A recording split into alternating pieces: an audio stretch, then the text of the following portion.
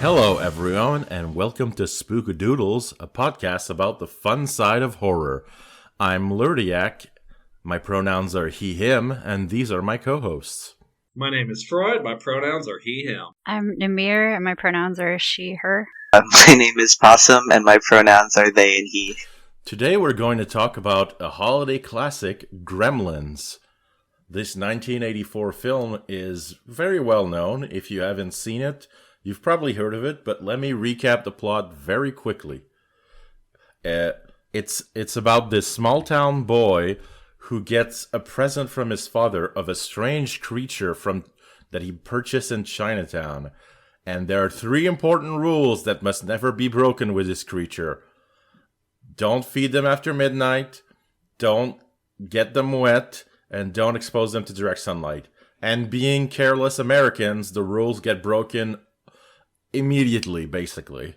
And the little creatures multiply and turn into ravenous monsters that terrorize the whole sleepy town of Kingston Falls. So, I like that summary.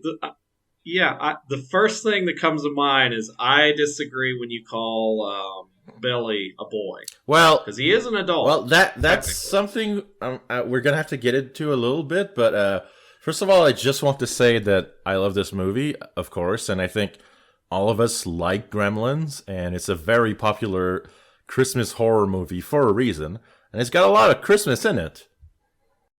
I actually had not remembered how much Christmas was in this movie. Like, I think the last time I saw Gremlins, I was maybe 10? Oh, wow. Wow, it's been a while. So, it has been a while. I watch it every year.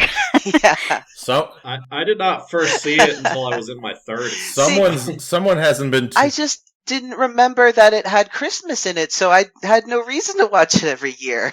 You know, there It has is... one of my favorite Christmas songs in it, because it opens with Darlene Love.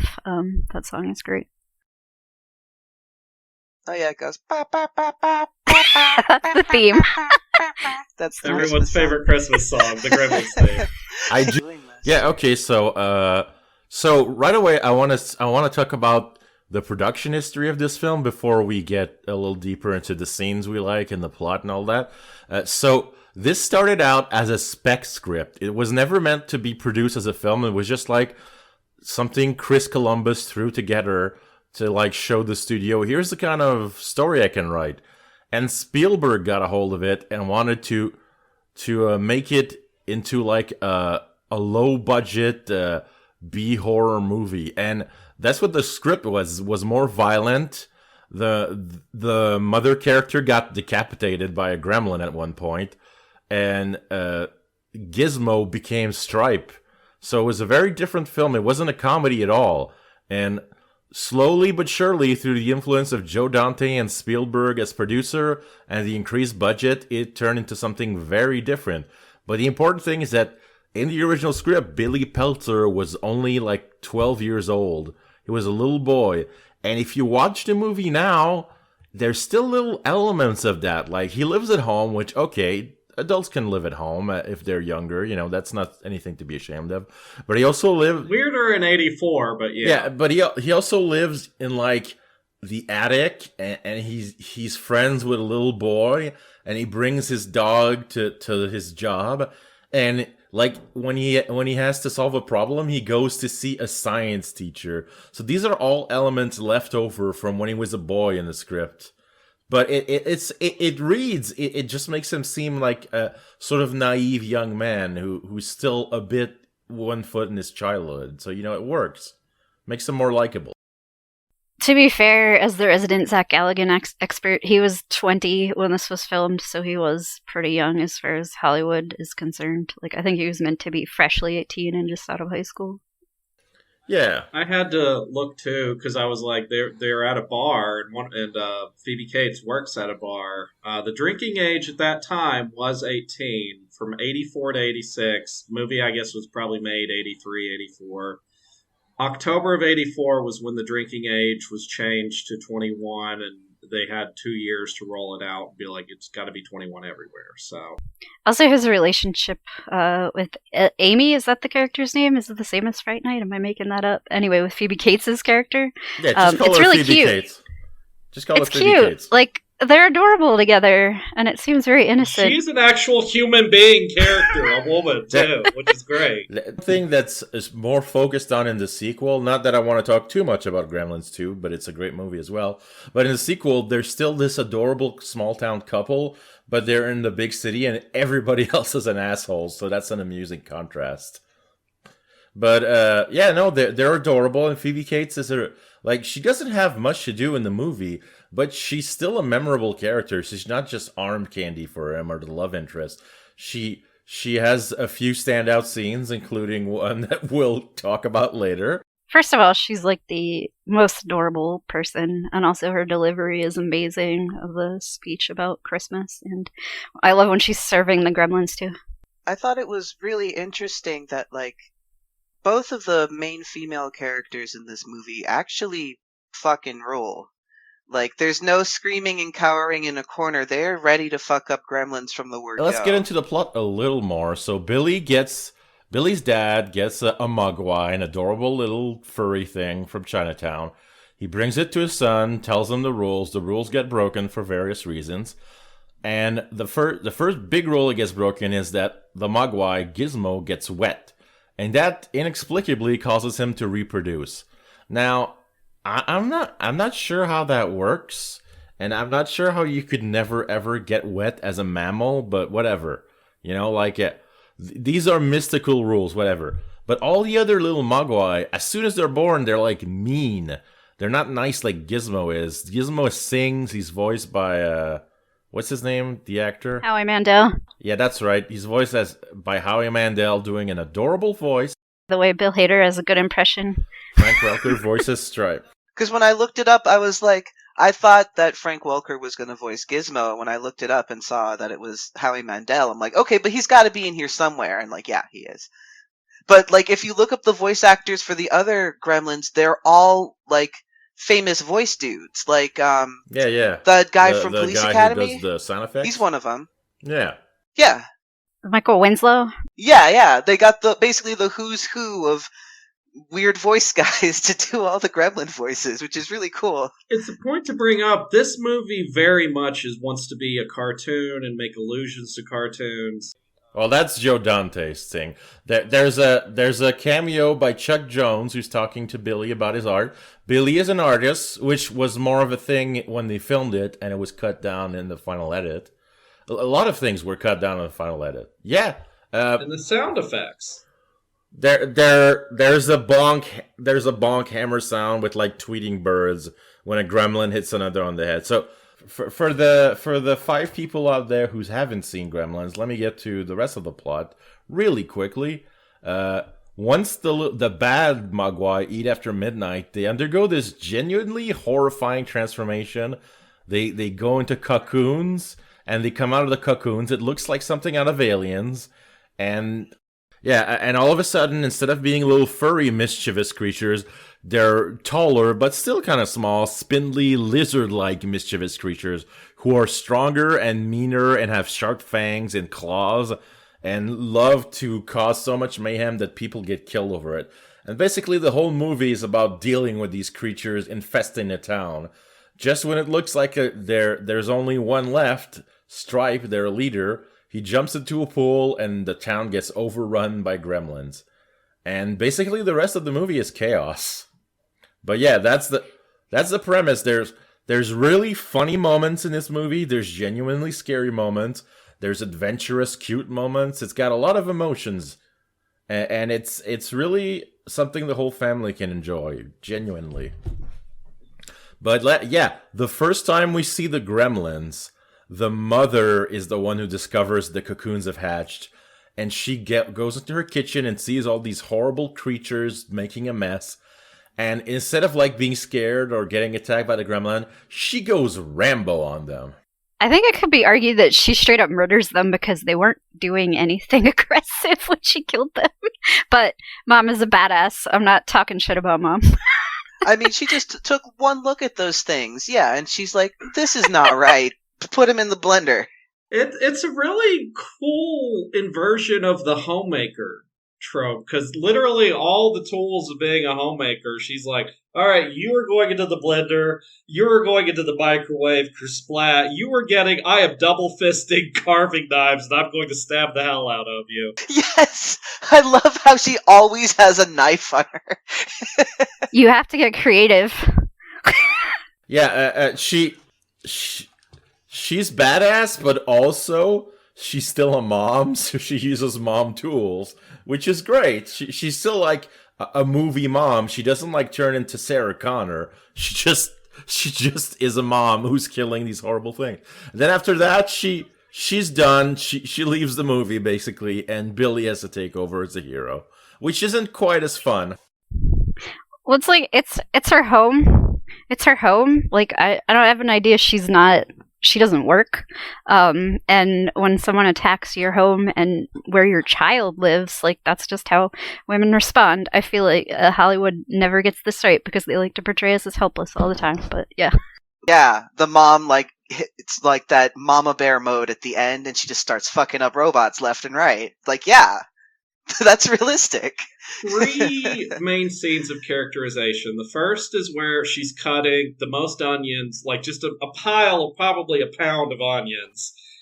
And while watching It's a Wonderful Life, and she's crying, and I'm like, "What is it, the onions?" And she's like, "No, it's a sad movie." But then this is one of those things where I think a plot point was dropped because she's like, "Well, Mrs. Deagle called," and then he's like, "Yeah," and oh yeah, I want to talk about that later, but let's keep talking about her scenes. Yeah. So that you get a little bit of like she's got stress on her, and then you've got the other scene where she's making the coffee and sludge comes out, and she's with her husband, and she's like, "I don't think this is fit for consumption." He's like, "No," and they both start laughing together, and it's a sweet little scene of them both being like, "You are such a fuck up, but I love you."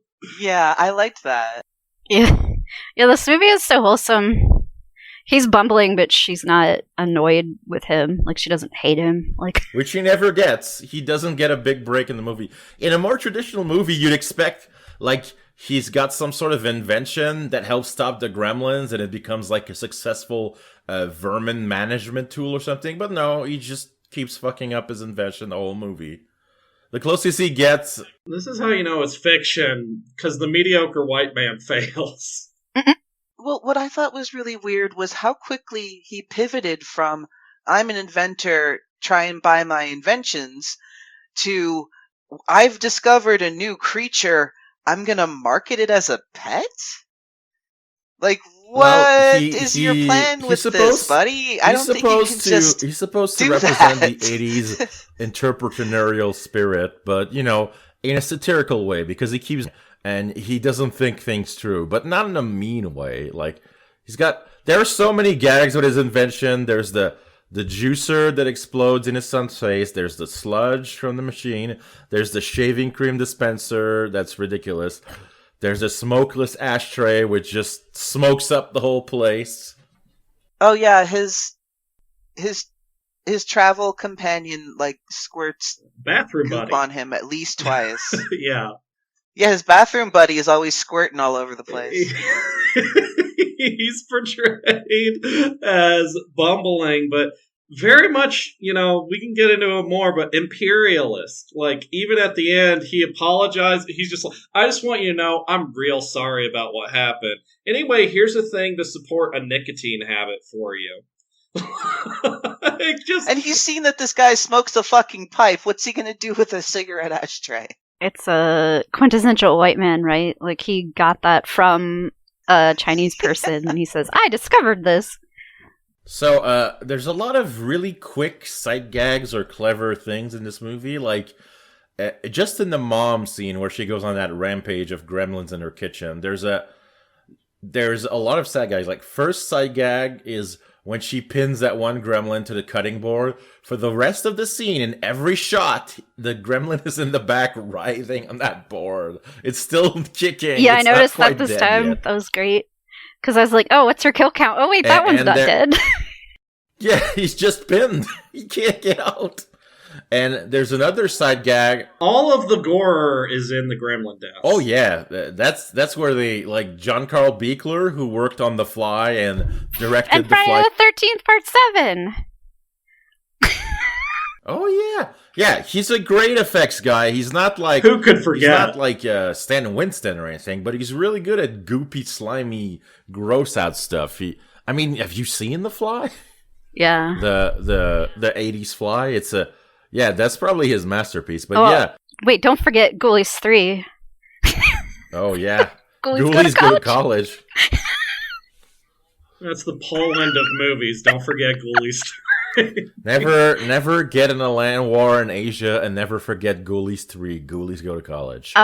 By the way, if anyone hasn't listened to the commentary on this movie, it's delightful because I love Joe Dante and I will listen to him talk all the time. But it's great because he talks about he talks about the dog. Kid, Go ahead. Sorry, no, you go ahead, Namir. Mushroom, the dog actor Mushroom, who plays Barney, who's the best dog actor ever. Dante talks about him a lot on the podcast and how he pretty much saves the movie, and I believe it because it's all the movie is on the back of the puppets. If the puppets fail, then the movie is done. And apparently the Gizmo puppet malfunctioned a lot and everyone hated it. And yes, but they had a lot of problems with the puppets. But Mushroom thought he was real, and all of his reactions are real, and it is adorable. When Gizmo first pops out of the box, it's so cute. He like jumps back. It's so cute. I can't get over it. Anyway, I do have a theory about Mushroom. There is the fact he is absent for basically the entire third act of the movie. He shows up at the very end for the most important scene. But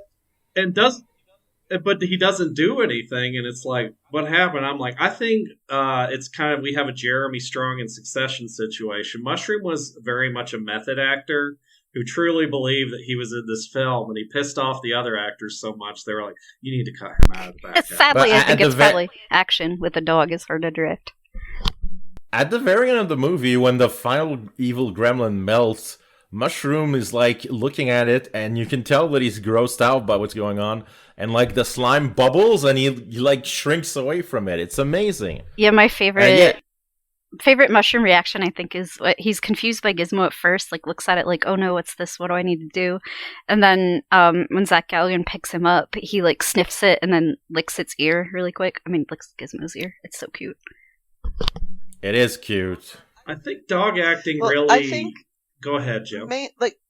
This movie is really just about the worst pet owners in existence. Because they get this creature from a literal back alley deal. They bring it home, break every single rule, get overrun with more of these creatures. Then the dog gets strung up in the Christmas lights. And the kid is like, gosh, I wonder who could have done this. I don't know, maybe all of the demons in your house? Do you think Mrs. Deagle did it? Because Mrs. Deagle threatens the dog's life multiple times. In public, too. So. She threatens to put it in an oven, doesn't she? Jim? But, they also have a house full of monsters. Can we talk about Mrs. Deagle real quick? Mrs. Deagle is like we should. Like Ebenezer Scrooge, Cruella de Vil, and the Wicked Witch of the West combined into a single character, and the banker. Oh yeah, It's a Wonderful Life. There's a lot of It's a Wonderful Life homage scenes, including Billy working at the bank, but like she's a miserable, grasping, greedy, dog-hating woman. She's driving people out of their homes. Her business hours are 10:30 a.m. to 11 a.m., which is the funniest side gag in the whole movie. I think my favorite extra acting is the dude that's behind her in the bank when she's like, I'm gonna stick him in the oven, whatever, and he just goes, oh yeah, that'll do it. It's like, what is he thinking in that moment? What's he like, you crazy bitch? Like, what's going on? You're thinking about She's just like talking about killing this dog in public, in earshot of all these people, and he's like, "Yeah, that'll kill a dog." I guess this is as good a time as any to point out that in the original script there was more with Mrs. Deagle and the often forgotten Judge Reinhold character who just disappears after the first act. He's set up as Billy's rival at his job, who's got a better job than him. They're sort of friends, but it's kind of a shitty friendship. Like, he's always making fun of him and saying, "Oh, you should be more of a yuppie big shot like me. You're too sentimental, hanging out your dreams. It's money that counts in the world." Then he just vanishes. So in the original script... Don't call me Jer, it's Gerald. So in the original script, him and Mrs. Deagle were working together to drive people out of their homes with bad loans and shady deals, so that they were forced to foreclose and sell their homes. And then a highway would get put in through Kingston Falls. And there was a completely deleted scene where, after the Gremlins overrun the town, they find Judge Reinhold holed up inside the bank vault. And he's like locked in a room with all this money, and he can't get out, and he's starving to death. And he's terrified of the Gremlins. And he just confesses the whole plot.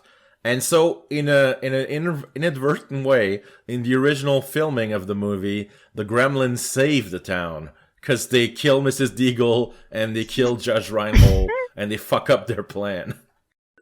There was an interesting drop thing with Mrs. Deagle, too, where at the very end, when they're on the news, they're like, after the crazy death of Mrs. Deagle, the late widow of some kind of stock manipulator, Mr. Deagle, and then they're like, this stops the controversial deal with toxic... Yeah, that's the deal I was talking about, that they're trying to get a highway put in, or toxic waste dump or something. They're basically trying to ruin the whole town, basically, by driving people out of their homes. And that's why there's that scene of the family begging... Which was a common theme in a lot of 80s movies. Yeah, filmmakers in the 80s did not like yuppies, so there's a lot of yuppie villains in the 80s. They were right. Yeah, they were absolutely right. And then they became yuppies. I do like the function of the Judge Reinhold character, because it's trying to set up a love triangle. I mean, I like how he just immediately strikes out with her. He's like, "I got cable," and she's like, "Yeah, I'm not interested." Yes, I love that. That's such an 80s brag. That's the equivalent now of being like, "Hey, baby, I pay for my own HBO Max account." Hey, baby, I'm on Tinder Plus. Oh, I did want to bring up that although I was mistaken and thought that Greta Gremlin was in this movie, she's actually in the second movie. But there was a lady gremlin in this movie in the bar scene. There's a gremlin with a wig and lipstick. Yeah, there's a gremlin with a blonde wig and lipstick and fur coat hanging onto the arm of a gremlin who's acting like a mob boss for no real reason other than they thought it would be funny. Well, then we have a noir detective and a flash dance sequence. Yes! Yeah, there's also the beginning is very noirish, including the narration, and then they bring back narration at the end with the dad. And it's like, I don't quite understand how the noir pieces fit in, other than like you said, they thought it would be fun. Maybe that's something that was running throughout the whole movie that it got was dropped pretty in funny editing. in the beginning. He's in that smoky Chinatown alley, and he goes into this mysterious shop, and he just wants to sell this guy some stupid shit. You think something really important's gonna happen, but no, it's something actually stupid. Well, you say stupid, but it is Rand Peltzer. Fantastic ideas for a fantastic world. I make the illogical logical. I love in that scene that the shop proprietor is basically silent the entire time. He's going through all these pitches and everything, and he's just staring at him like, when is this white guy going to get out of my shop? Buy something or get out. Please leave. Please leave. I'm playing chess with a ghost right now. Yeah, but he kind of fails as a salesman because he walks in trying to sell stuff and just buys one thing. Yeah. Yeah, he's really bad at what he does. Oh, that's perfect capitalism. I can't make or create anything new, but I will just exploit your resources. And basically steal it because the guy says no, and then he takes it from the kid. So speaking of amazing short gags in this movie, when the dad is at an inventor convention, which I guess is their way of getting him out of the movie. Oh, yeah. There is a very blink and there's a lot of jokes in the inventor convention, but there's a blink and you'll miss it joke where in the background of him talking on the phone, there's H.G. Wells' Time Machine from the movie The Time Machine, and then it cuts to, I think he's talking to Billy on the phone, or the mom, and when it cuts back to him, the machine is gone, there's smoke everywhere, and everybody's looking around like, where the fuck did it go? That was a really good gag. And it's really easy to miss, because it's in the background, and it's like 2 shots. But, there's so many... And no wonder that guy didn't win that convention. Yeah, he's sitting in like that weird 3-way phone booth. Yeah.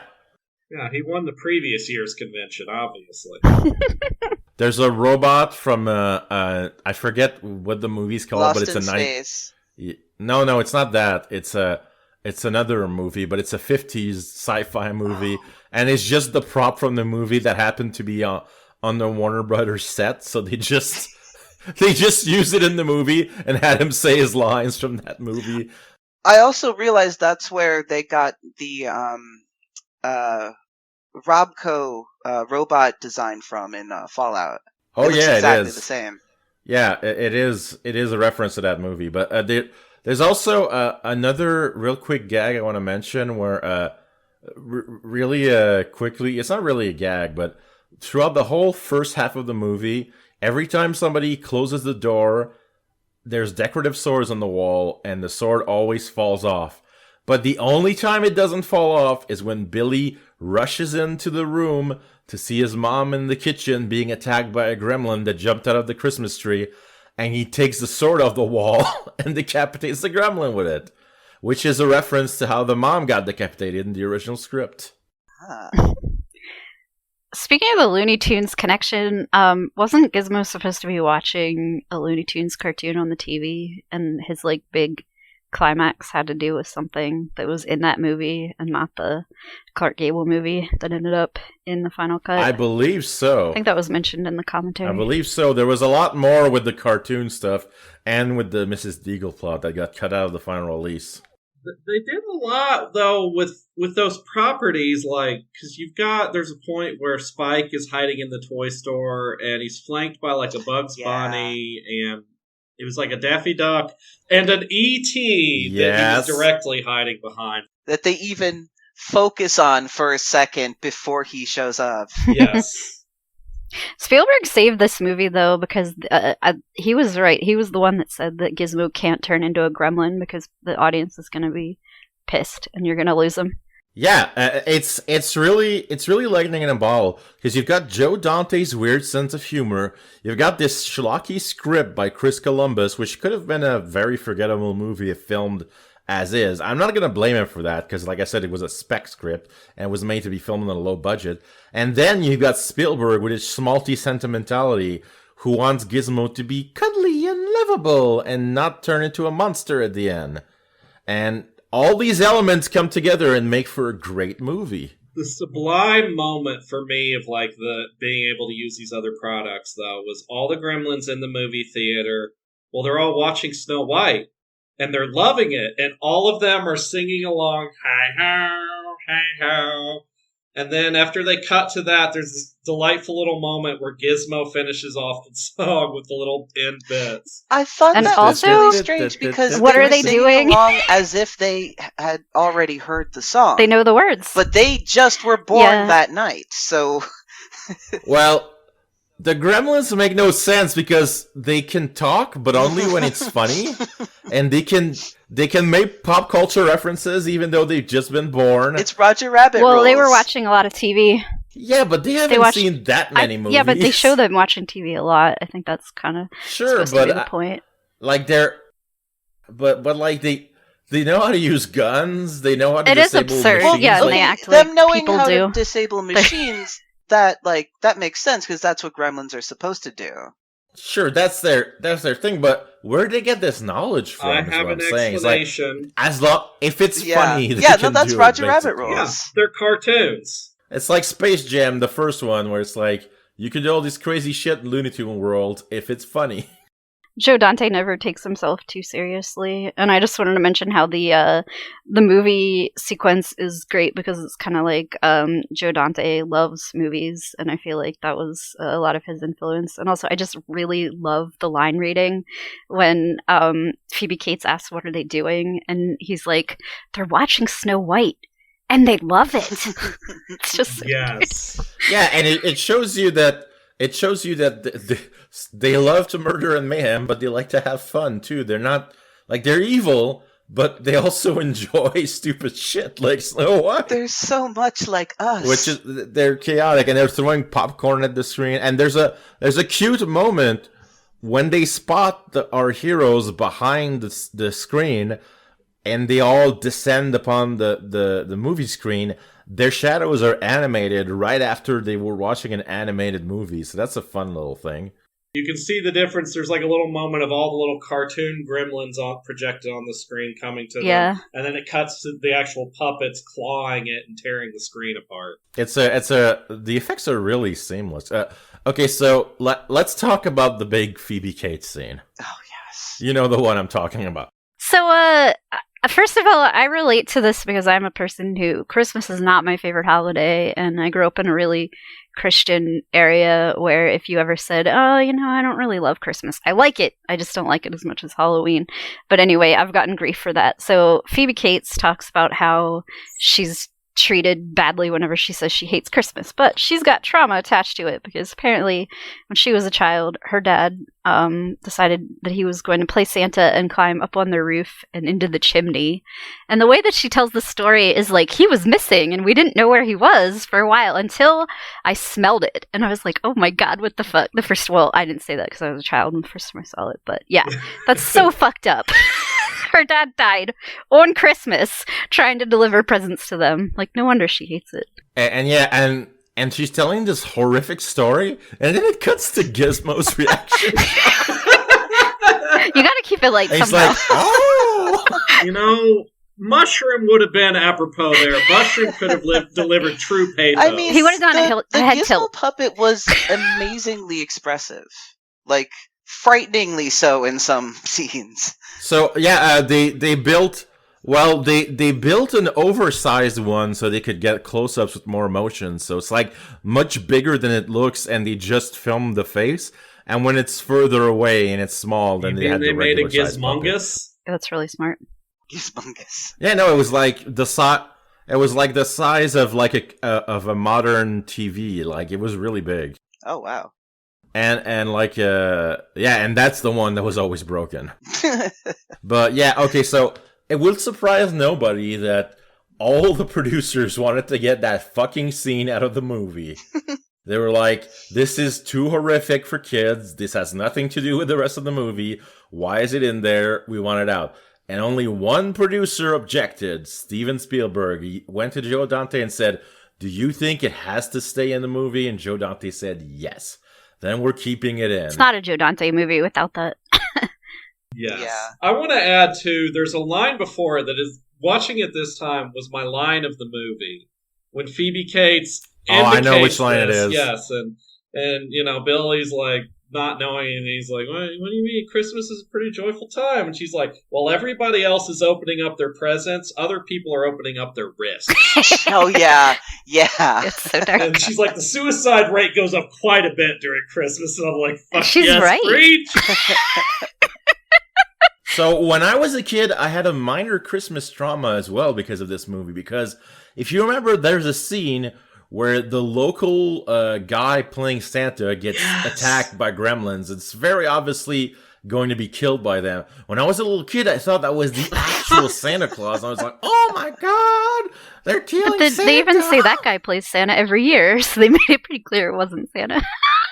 Well, he was too traumatized. Well, yeah, but I wasn't listening. I was too traumatized to hear Go that back line. to child you and be like, you fucking idiot. You should have listened to the dialogue. Some people just don't know how to watch movies. That's not what I meant. It's just a funny line. But, yeah. It is. It is so good. So Dick Miller's in this movie, and he plays Mr. Futterman, who's also in the sequel. And it's probably his most memorable role. He's a minor character. He's racist. He's a Who conspiracy obviously hates his theorist. wife too, like the way he looks at her when she's talking about Christmas. Oh, he hates her so much. He's constantly annoyed by her, and he's a grumpy weirdo who gets too drunk on Christmas. And, you know, he's the one who introduces the idea of gremlins. Back in the big one, WWII, there were these little gremlins that the Japanese put in our planes that cause havoc. And you're like, yeah, Mr. Futterman, sure, whatever. It's actually a historical thing. Like, it was a kind of a meme in the time. That's where the idea of a gremlin comes from, but like those Looney Tunes cartoons with the little gremlin, and Yes. I forget who he was always set up against. Was it Bugs Bunny? William Shatner as Bugs Bunny, yes. yeah, there was that famous Twilight Zone episode. Yeah, with a there's gremlin that on too. the There's someone on the wing. Yeah. Character, you mentioned him being racist, and I do think he is, but interestingly, I don't know shit about cars, but I'm almost certain Charlie is driving a VW Bug, which is a German car. Yeah. And that is the start of these fucking foreign cars I hate. And I'm like, this guy seems just more he hates anything that's not American, racially or not. Well, you know, fair enough. He complains about his TV being Chinese, and that's why it's broken. It's because of gremlins. But yeah, he has the most amazing... He is anti-globalism. He has the most amazing death in the movie because up till then the Gremlins have been pretty low-key, and we haven't heard the Gremlins theme yet. But then they bust through his goddamn living room with his own snowplow, and the Gremlins orchestra just kicks in the nya, and his dying words are, "Yes, I was right, Gremlins are real," as he gets run over. I do think that the xenophobia made more sense in the 80s because he probably didn't go to other countries other than ones where he was being shot at. So yeah, that is. Well, you know, he's the town. He's the town crank. Anti-Asian it's fine. Racism specifically was really popular in the 80s. Mm-hmm. Yes. Yeah, once Japan became an economic superpower, people started flipping their shit about Japan and getting really racist. And then also, like, China would always be shown pretty much as it is in this movie. Oh, ancient, mystical, whatever the fuck. This movie tries to lampshade it a little bit because the old man is savvier than you'd expect, and the kid is just like an American kid, really. But, you know, it's still a little... It's still more like, aha, you thought we were going to be racist, but we weren't this time. My question is... might be later. He looks very... His expression is very sad, but his voice is very happy when he's like, oh, gremlins are real. But to me, it's almost like the guy is immediately getting crushed by his own xenophobia, literally, by this Chinese monster, technically. And it's a thing of, it's like, is the movie being like, well, he was right, or is the movie being like, oh, fuck you, you're gonna get crushed by your own racism? I think it's just, this is zany and hilarious. Yeah, that is true, yes. Yeah, I don't think, by that point in the movie, the setups and payoffs of just giving up is just, hey, here's a scene. But it works. No, you can never just let a movie be a movie, damn it, it's always gotta Mrs. Deagle and the cats that are all named after money, because that's how rich she is. Yes. And Dollar her death Bill is amazing. is a funny Mrs. Deagle name with for cat, the best I death laughed in the movie. so hard. One of the only on-screen deaths. Oh, also it's Looney Tunes because the it's portrait amazing. of her husband flips to look at her as she flies past him on the thing. Yes. yes, I it will does. say, Mrs. Deagle, she, as much of a shitheel as she is, still humanized. Like, she loves her cats. And interestingly, she likes Christmas. And they show her with her wig off. Yes, she when she sees the gremlins, she closes the door and she says, "They've come for me." She's literally like, "Oh no, hell is beckoned." Yeah, she thinks they're demons. I like from that hell. she's got her own inner world that, like, It's we're my not time. privy to, but we get a little glimpse of it there. They've come for me. Yeah, it's a excellent rating. Chris Columbus he's a good script writer, but he's had such a career where he's been so mentored to get where he was. He had Spielberg and John Hughes mentoring him. he actually got to turn down Christmas Vacation with Chevy Chase because when he was gonna step into directing, because he didn't like Chevy Chase, because he's a huge asshole. But anyway, who can do that and still have their career survive? He was like, nope, I'm not gonna do this movie. It was the 80s, and that was Home Alone when he got. So that was like 91. But yeah. We do need to talk about the supporting cast a little bit. I know we talked about Dick Miller, but like Corey Feldman and Jonathan Banks. Corey Feldman is great. After Mushroom, he's the other character who really sells the Gremlins as living people. Yeah. He really seems like he believes they're alive. He's so natural with them. He's a great child actor. He was such a great actor. I wonder if he got cut too, because there's that scene of him shooting the slingshot at the Gremlins and snipping the lights. Like, he's, easily the second most badass side character after the mom, who's not a main character. I'm guessing in the original script, him and Billy teamed up instead of Billy and his love interest. Because, like I said, they were kids in the original script, both of them. So. Yeah, because this would never happen in a movie now where, like, a 12-year-old would just go up and hang out in a 17-year-old's bedroom, and it's fine. No one's worried. It is fine in the movie, I'm just saying. Even these days. Even at the time, they literally watch, like, this gremlin create a miracle by spawning new gremlins that instantly reach maturity out of its back by being touched by water. And then when one of them bites at him, he immediately loses interest, puts on shitty 3D glasses, and starts reading a comic book. He's like, yeah, no, it's cool. It's really cool.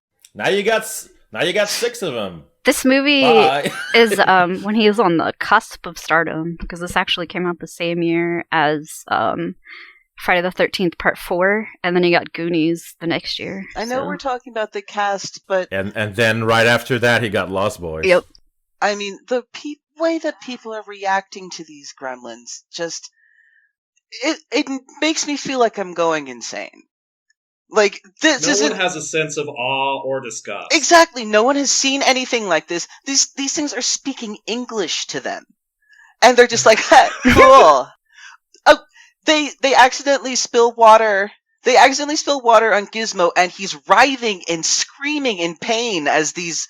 more, gremlins are popping out of him. Then they take him to the science teacher, and he does it again. He's like, hey, check this out. And he drops some water on him. Like, they're not even paying attention in this scene where they accidentally spill the water on Gizmo.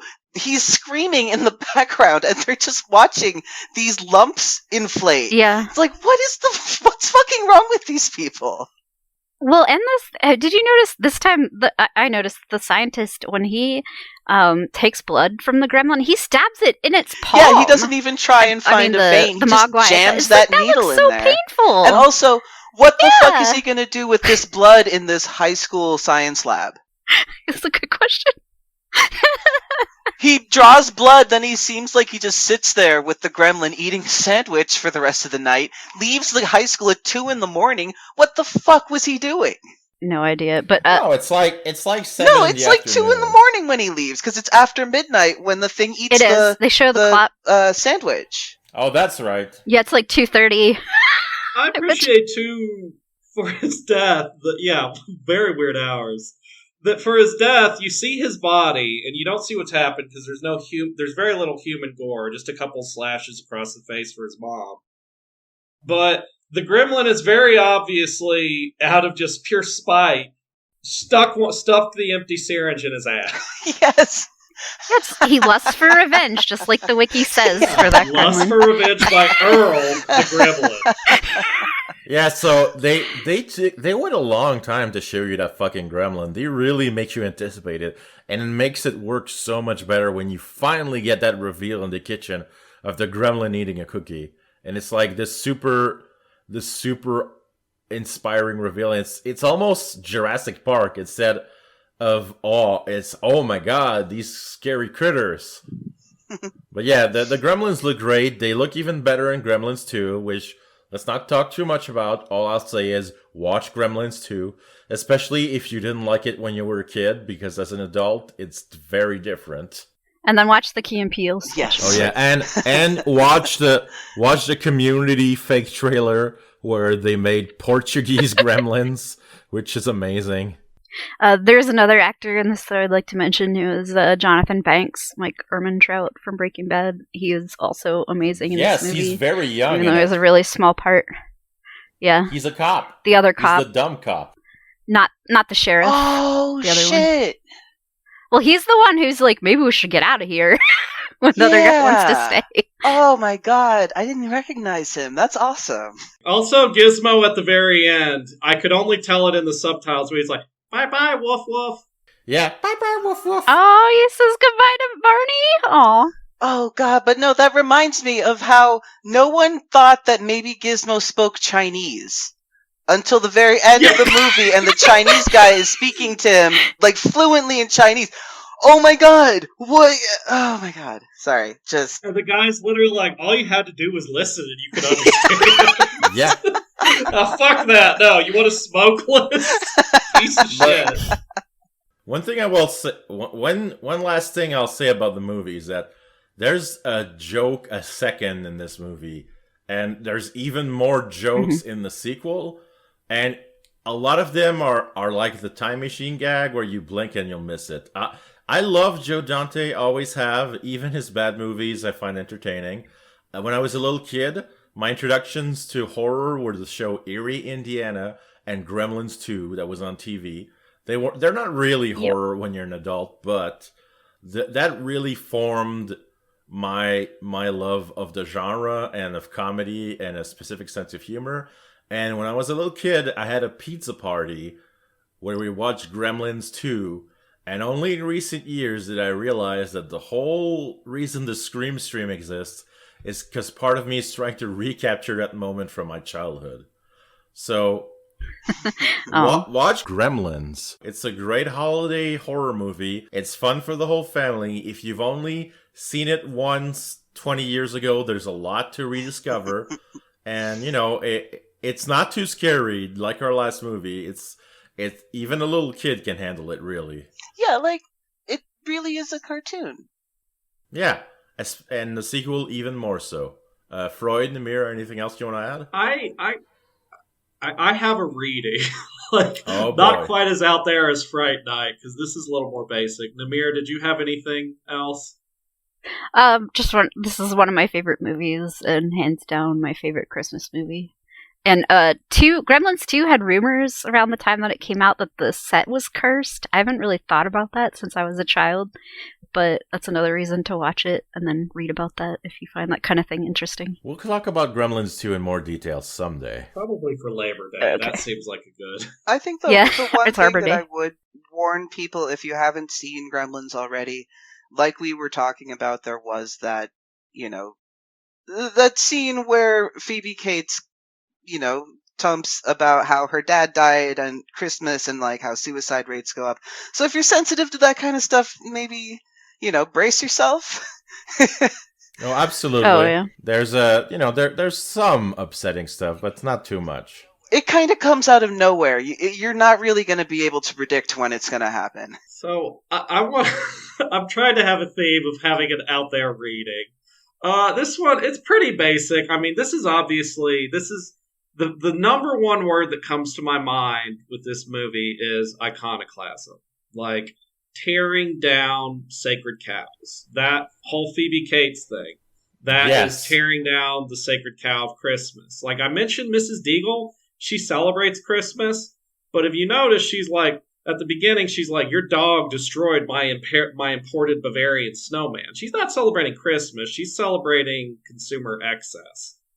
This is a movie that's tearing down the consumerist idea of Christmas. This is a movie that's literally, even though they have that great part where they're all watching Snow White in the theater, they blow up the movie theater immediately afterward.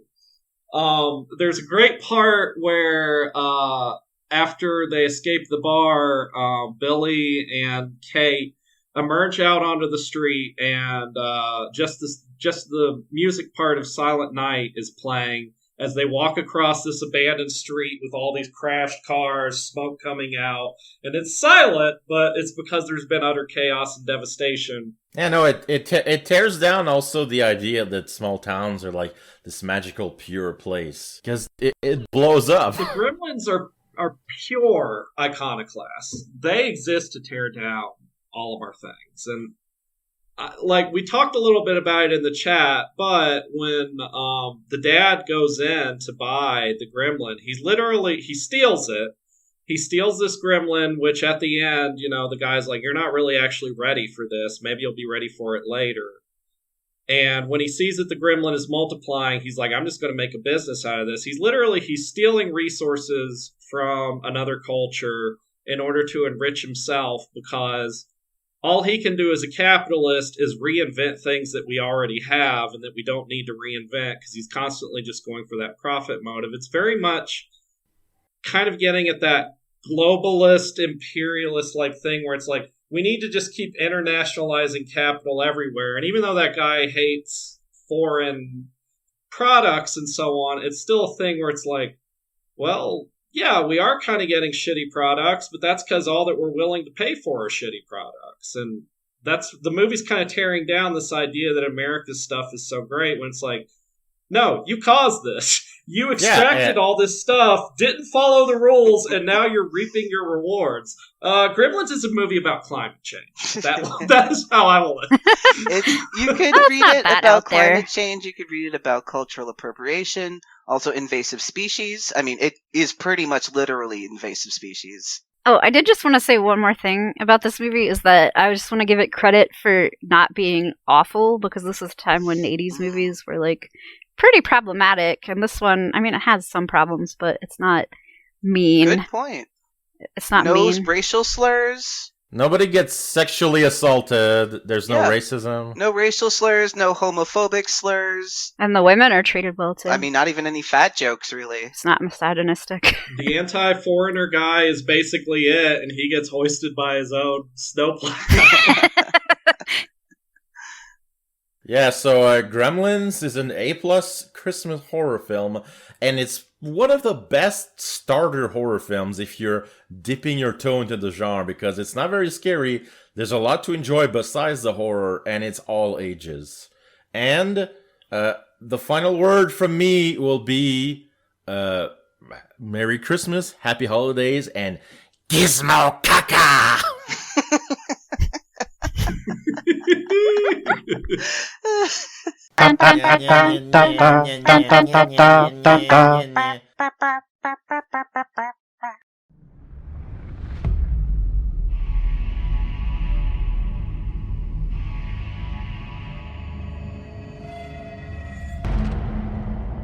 Please like and subscribe to the channel.